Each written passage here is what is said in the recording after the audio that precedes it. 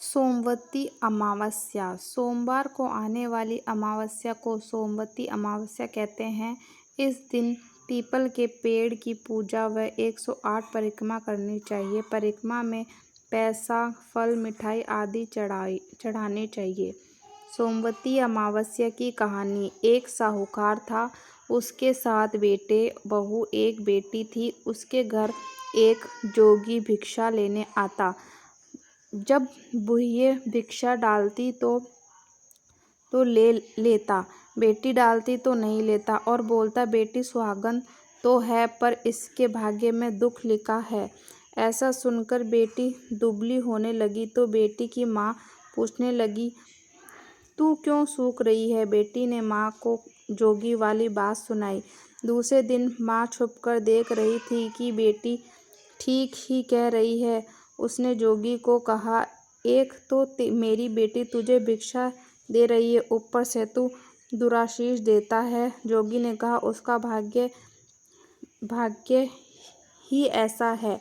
तो माँ बोली, इसका उपाय बताओ। जोगी बोला, 7 समुंदर पार एक सीमा धोबन रहती है। वो सोमवती अमावस्या का व्रत करती है। वो अपना फल इसे देवे तो दुख टले। सीमा धोबन को तलाशने लगी। रास्ते में पीपल के नीचे माँ बैठी और देखा एक सांप गरुड़ पक्षी के बच्चे को खा जाएगा। उसने लपक कर उसे मार दिया। इतने में गरुड़ पक्षी का जोड़ा उड़ता उड़ता आकाश से आया, उसे चोंच मारने लगा। तो वह बोली, मैंने तेरे बच्चे को बचाया है, तेरा गुनाहगार तो मरा पड़ा है। गरुड़ बोला, जो मांगना है सो मांग। साहुकरनी बोली, मुझे 7 समुंदर पार पहुंचा दे। गरुड़ ने सीमा धोबन के घर के पास उसे छोड़ दिया। वहां सीमा धोबन के 7 बेटे बहू थे।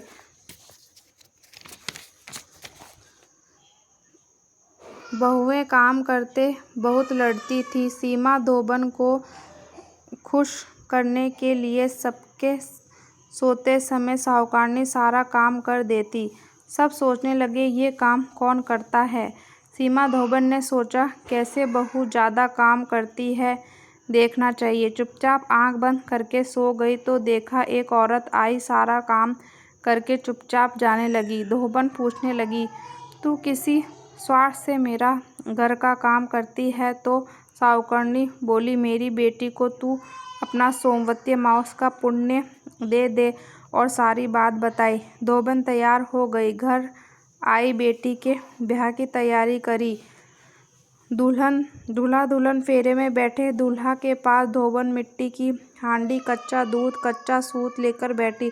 इतने में दूल्हे को डसने के लिए सांप आया। धोबन ने उसे हांडी में डाला और कच्चे सूत से हांडी बांध दी। तो सांप बोला, दूल्हा तो डर के मारे मर गया, तू उसे जीवन दान दे। धोबन ने उसके ऊपर छींटे दिए और कहा, आज तक जितनी सोमवती अमावस्या करी उसका पुण्य साहूकार की बेटी को लगना, और आगे जो अमावस्या करूं उसका फल मेरे पति को लगना। इतना बोलते ही दूल्हा उठ गया। काम पूरा हुआ, वो अपने घर जाने लगी तो साहूकारनी बोली, तुझे मैं क्या दूं?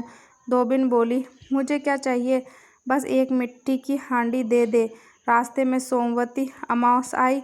उसने हांडी के 108 टुकड़े कर पीपल के नीचे रखे। 13 टुकड़े एक जगह रखे। वह पीपल के 108 परिक्रमा दी और टुकड़े पीपल के नीचे गाड़ दिए। घर जाने लगी। घर आए तो उसका पति मरा पड़ा। उसने पति पर सुहाग का छींटा दिया और कहा, मेरी अमावस्या का फल मेरे पति को होना।